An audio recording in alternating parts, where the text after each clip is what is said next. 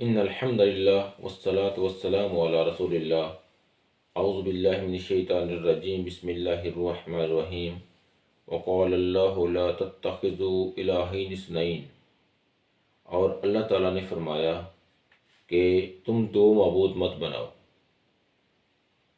اللہ تعالیٰ نے اختیارات سے متعلق ان لوگوں کا جواب دیتے ہوئے ارشادات فرمائے کہ جو لوگ یہ کہتے ہیں کہ اللہ تعالیٰ نے اپنے کچھ بندوں کو، اپنے انبیاء کو، اپنے اولیاء کو کچھ اختیارات دے رکھے ہیں، اللہ تعالیٰ نے ان کے اس قول کا رد کرتے ہوئے ان اختیارات کے جو معاملات ہیں ان کا رد کرتے ہوئے فرمایا کہ اگر کسی شخص کے پاس کچھ اختیار ہو تو وہ اپنے اختیار کو یوز کرتا ہے، استعمال کرتا ہے، اور اختیارات جو ہیں، جب کسی کے پاس اختیارات آتے ہیں تو وہ شخص کوشش کرتا ہے کہ اس کے اختیارات جو ہیں ان میں مزید اضافہ ہو، یا پھر جتنے اس کے پاس اختیارات ہیں ان اختیارات کو وہ مکمل طور پر استعمال کرنے کی کوشش کرتا ہے۔ تو اللہ تعالیٰ نے فرمایا کہ اگر اللہ کے علاوہ کوئی اور الہ ہوتا، کسی اور کے پاس کچھ اختیارات ہوتے، تو پھر یہ کائنات جو ہے یہ نہ چل پاتی، بلکہ کیا ہوتا کہ لو کان فیہما آلہۃ الا اللہ لفسدتا، اگر اللہ کے علاوہ اور بھی الہ ہوتے تو پھر اس کائنات میں فساد برپا ہوتا، یہ کائنات کبھی صحیح طریقے سے نہ چل پاتی۔ تو جب سے ٹریلینز آف دا ایئرز جو ہیں تب سے کائنات بنی ہوئی ہے، لیکن آج تک اس کائنات کا جو نظام ہے اس میں ایک ذرہ برابر بھی کوئی خامی، کوئی نقص نہیں دیکھا گیا۔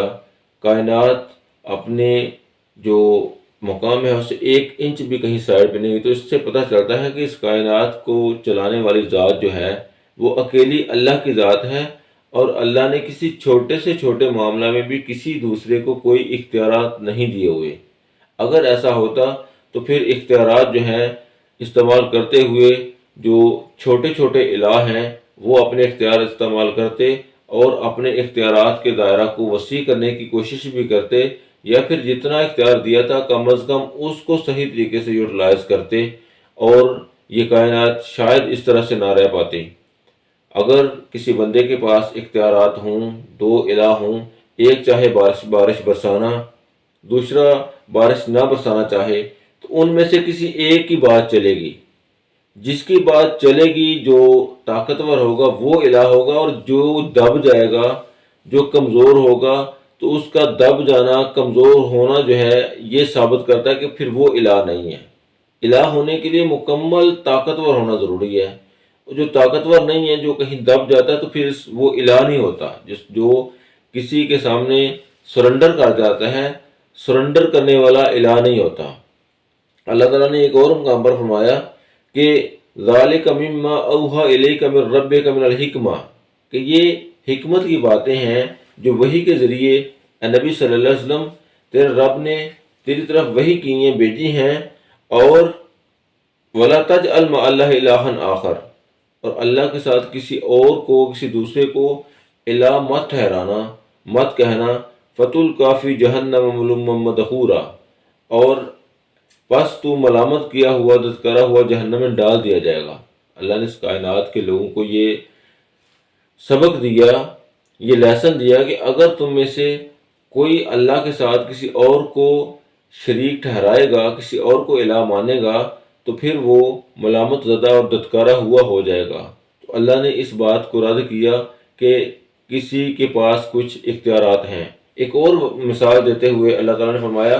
قُلْ لَوْ كَانَ مَعَهُ آلِهَةٌ، اگر کہیے کہ اگر اللہ کے ساتھ کوئی اور بھی الہ ہوتا، کما یقولون، جیسے یہ لوگ کہتے ہیں، لَابْتَغَوْا إِلَىٰ ذِي الْعَرْشِ سَبِیلًا، تو پھر وہ کیا کوشش کرتا؟ اللہ فرماتا ہے کہ جیسے یہ لوگ کہتے ہیں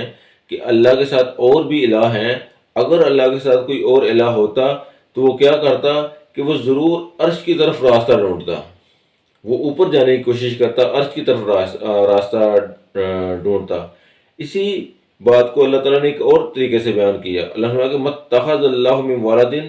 اللہ تعالیٰ نے نہ تو کوئی اولاد بنائی، وما کان معہ من الہ، اور نہ ہی اللہ کے ساتھ کوئی اور الہ ہے۔ اذن لذہب کل الہ بما خلق ولعلی بعضهم علی بعض، تو اللہ فرماتے ہیں کہ اگر ایسا ہوتا، اگر اس کائنات میں اور بھی کوئی معبود ہوتا تو پھر وہ کیا کرتا کہ وہ جو کچھ اس نے پیدا کیا ہے اسے لے کر چل دیتا۔ یعنی کہ اس آیت میں بھی اللہ نے ایک بات کنفرم کی ہے کہ الہ ہونے کے لیے خالق ہونا ضروری ہے، اور اگر کوئی اور الہ ہوتا تو پھر وہ خالق بھی ہوتا، اور اگر وہ خالق ہوتا اور الہ ہوتا تو جتنا اس کے پاس، جتنی اس کی مخلوق ہے، جتنا اس کے پاس اختیار ہے، وہ اس کو لے کر وہ ایک دوسرے سے آگے بڑھنے کی کوشش کرتے۔ تو چونکہ خالق تو صرف اللہ کی ذات ہے، پھر الہ بھی اللہ ہی کی ذات ہے۔ اللہ کے مقابلہ میں کوئی نبی، کوئی ولی، کوئی فرشتہ، کوئی جن جو ہے اس کے پاس کوئی اختیار نہیں ہے، نہ ہی اس نے کچھ تخلیق کیا، نہ ہی اس کو اس کائنات کے معاملات میں کوئی اختیار دیا گیا، نہ ہی وہ اس کائنات کے معاملات میں کوئی تصرف کرنے کی جرت کر سکتا ہے، اور نہ ہی کسی نے کبھی کیا۔ تو بعض لوگ یہ کہتے ہیں کہ یہ جو آیات ہیں یہ بتوں کے لیے ہیں۔ تو اللہ کے نبی صلی اللہ علیہ وسلم نے فرمایا کہ جو لات تھا، لات جو ہے وہ مدینہ مکہ میں بیت اللہ میں حاجیوں کے لیے ستو گولا کرتا تھا۔ تو جتنے بھی لات، منات، عزا، حبل جو ہیں، یہ تمام جو بت ہیں یہ مٹی کے بت نہیں ہیں یا پتھر کے بت نہیں تھے۔ انسان کبھی بھی اتنا جاہل یا اتنا بیوقوف نہیں رہا کہ وہ پتھر کو پکڑے، پتھر کو تراشے، پتھر کی کوئی شکل تراشے اور پھر پتھر کی پوجا کرنی شروع کر دے۔ انسان نے کبھی بھی پتھر کو نہیں پوجا، بلکہ جو بت تھے وہ بھی انبیاء کے، نیک لوگوں کے، صالح لوگوں کے تھے۔ مثلا نبی نوح علیہ السلام کی قوم جو ہے اس میں 5 بت تھے جن کو پوجا جاتا تھا۔ وہ بت کن لوگوں کے تھے؟ وہ 5 نیک بزرگوں کے بت تھے۔ جب نبی نوح علیہ السلام نے اپنی قوم کے لوگوں سے کہا کہ تم جو بت پرستی کر رہے ہو اس کو چھوڑ دو، تو انہوں نے آگے سے کیا جواب دیا؟ وَقَالُوا لَتَذَرُنَّ آلِهَتَكُمْ، وہ کہنے لگے کہ اپنے الہوں کو مت چھوڑنا، وَلَتَذَرُنَّ وَدًّا، اور ود کو نہ چھوڑنا، ود پہلا تھا، وَلَا سَوَاءً، اور نہ سوا کو چھوڑنا، وَلَا یغوسا، اور نہ یغوس کو، وَیعوق، اور نہ یعوق کو، وَنَصر، اور نہ نصر کو۔ تو انہوں نے کہا کہ اپنے الہوں کو نہ چھوڑنا، ود کو، سوا کو، یغوس کو، یعوق کو اور نصر کو مت چھوڑنا۔ یہی جو 5 بزرگ تھے، ود، سوا، یغوس، یعوق، نصر، انہی کی پوجا، انہی کی عبادت موسیٰ علیہ السلام کے دور میں ہوا کرتی تھی، موسیٰ علیہ السلام کی قوم میں ہوا کرتی تھی، اور پھر وہی جو موسیٰ علیہ السلام کی قوم کے بزرگ تھے، جو بت تھے، وہی بت عربوں میں پوجے جاتے رہے۔ عربوں میں ان کو مختلف قبائل جو ہیں انہوں نے علیحدہ علیحدہ سے اپنے اپنے الہ بنائے ہوئے تھے۔ مثلا ود جو ہے یہ دومت الجندل جو قبیلہ ہے وہ قبیلہ، اور اس کے جو سب ٹرائبز ہیں، چھوٹے چھوٹے قبیلے ہیں جو اس کی برانچز ہیں، ان کا یہ بت تھا۔ سوا جو ہے یہ بنی حزیل کا بت تھا، بنی حزیل اور اس کے چھوٹے چھوٹے جو آگے سب ٹرائبز ہیں یا پھر ان کی جو برانچز ہیں۔ یغوس جو ہے وہ بنی مراد کا بت تھا۔ اسی طرح جو یعوق ہے وہ بنی ہمدان کا بت تھا، اور نصر جو ہے وہ قبیلہ حمیر کا بت تھا۔ تو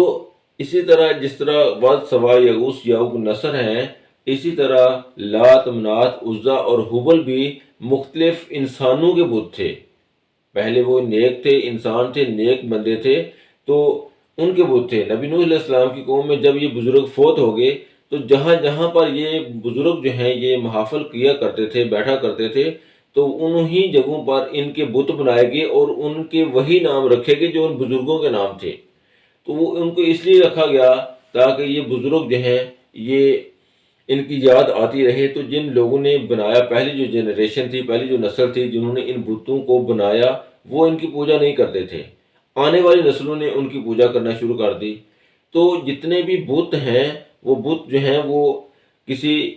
مٹی کے بت نہیں تھے یا پتھر کے بت نہیں تھے۔ انسان نے مٹی یا پتھر کو نہیں پوجا، بلکہ انسان نے ان بزرگوں کے بتوں کو بنا کے پوجا۔ اور ان کی پوجا بھی نہیں کی، بلکہ انہوں نے یہ کہا کہ یہ اللہ کے اور بندوں کے درمیان ایک واسطہ ہے کہ ان کے سامنے انسانوں کی، عام لوگوں کی جو فریاد ہے ان کے سامنے، اور ان کی پھر اللہ کے سامنے، یعنی کہ وہ اللہ اور بندے کے درمیان ایک واسطہ تھے، ایک وسیلہ تھے۔ اللہ کے نبی صلی اللہ علیہ وسلم کی ایک حدیث ہے جس میں حضرت ام حبیبہ اور حضرت ام سلمہ جو آپ صلی اللہ علیہ وسلم کی ازواج تھیں، انہوں نے رسول اللہ صلی اللہ علیہ وسلم سے ذکر کیا کہ حبشہ میں انہوں نے ایک گرجے میں کچھ تصویریں لگی ہوئی دیکھیں، تو آپ صلی اللہ علیہ وسلم نے فرمایا کہ ان لوگوں کا یہی حال تھا کہ جب ان میں سے کوئی نیک مر جاتا، کوئی نیک بندہ مر جاتا، تو لوگ اس کی قبر پر مسجد بناتے اور وہیں تصویریں بناتے تھے۔ تو اللہ کے نبی صلی اللہ علیہ وسلم نے فرمایا کہ یہ قیامت کے نزدیک بدترین لوگ ہوں گے، یعنی کہ قیامت کے دن یہ بدترین لوگ سمجھے جائیں گے، بدترین مخلوق سمجھی جائے گی۔ حضرت عائشہ صدیقہ رضی اللہ تعالیٰ عنہا سے ایک حدیث ہے، آپ فرماتے ہیں کہ اللہ کے نبی صلی اللہ علیہ وسلم نے اپنی آخری مرگ میں، یعنی کہ وہ مرض جس میں آپ بیمار ہوئے اور اس میں دوبارہ آپ صلی اللہ علیہ وسلم پھر صحت یاب نہیں ہوئے، اس کے بعد آپ صلی اللہ علیہ وسلم کی وفات ہوگی، اس مرض میں اللہ کے نبی نے فرمایا کہ اللہ تعالیٰ یہود و نصارہ پر لعنت کرے کہ انہوں نے اپنے نبیوں کی قبروں کو سجدہ گاہ بنا لیا۔ ابھی نبیوں کی قبروں کو سجدہ گاہ بنا لیا، یہاں پر اگر کوئی یہ کہے کہ قبر کی مٹی کی پوجا کرتے تھے لوگ، تو مٹی کی پوجا نہیں تھے کرتے، بلکہ وہ نبیوں کی قبریں تھیں۔ جس طرح انہوں نے بت نہیں بنائے، بلکہ انہوں نے نبیوں کی قبریں جو ہیں ان کی پوجا کی۔ تو اگر آج کوئی یہ کہہ سکتا ہے کیا کہ وہ مٹی کی پوجا کرتے تھے؟ وہ مٹی کی پوجا نہیں کرتے تھے، اصل میں وہ نبی کی قبر کی پوجا کرتے تھے، مٹی کی پوجا نہیں تھے کرتے۔ بالکل اسی طرح جو بت ہیں وہ بھی پتھر کے بت نہیں تھے، بلکہ وہ پتھر کے جو بت بنائے تھے وہ نیک لوگوں کے تھے، بزرگوں کے بت تھے، اس لیے ان کو پوجا جاتا تھا۔ اسی طرح حضرت عائشہ رضی اللہ تعالیٰ عنہ سے ایک روایت ہے کہ اللہ کے نبی نے فرمایا کہ اللہ تعالیٰ یہودیوں کو تباہ کر دے کہ انہوں نے اپنے انبیاء کی قبروں کو سجدہ گاہ بنا لیا۔ تو یہ یہود و نصارہ کا وتیرہ رہا ہے کہ جب بھی ان کا کوئی نیک انسان، نیک بندہ فوت ہوتا، ان کا نبی فوت ہوتا، تو اس کی قبر پر وہ مسجد بنا لیتے، وہاں پر سجدہ کرتے۔ تو اللہ کے نبی صلی اللہ علیہ وسلم نے ہمیں قبروں پر مسجدیں بنانے سے، قبروں پر سجدہ کرنے سے، قبروں پر مجاور بن کے بیٹھنے سے، قبروں پر تختی لگانے سے، قبروں پر دیا جلانے سے، ان تمام باتوں سے منع کیا ہے، قبروں کو پکا بنانے سے منع کیا ہے۔ تو اللہ کے نبی صلی اللہ علیہ وسلم نے ہمیں ان تمام چیزوں کو سے بچنے کی تلقین کی ہے کہ جن سے یہ شائبہ ہو سکتا تھا کہ اللہ کے نبی صلی اللہ علیہ وسلم کی قبر مبارک جو ہے اس کی بھی کہیں پوجا نہ شروع ہو جائے۔ حضرت عائشہ فرماتی ہیں کہ اللہ کے نبی صلی اللہ علیہ وسلم کی جو قبر مبارک ہے، آپ کی قبر کو قبر رکھنے کا مطلب ہی یہ تھا کہ اگر قبر کو کھلا چھوڑ دیا تو یہ خدشہ تھا کہ کہیں لوگ آپ صلی اللہ علیہ وسلم کی جو قبر مبارک ہے اس کی پوجا پرستش شروع نہ کر دیں۔ تو اس طرح سے اللہ کے نبی صلی اللہ علیہ وسلم نے شرک کے تمام جو راستے تھے ان کو بند کرنے کی پوری کوشش کی، اور کوئی ایسا ذریعہ نہ چھوڑا کہ جس کے ذریعے جس سے شرک جو ہے اس کو تقویت مل سکتی ہو۔ اللہ سے دعا ہے کہ اللہ تعالی ہمیں توحید کو سمجھنے اور شرک سے بچنے کی توفیق عطا فرمائے۔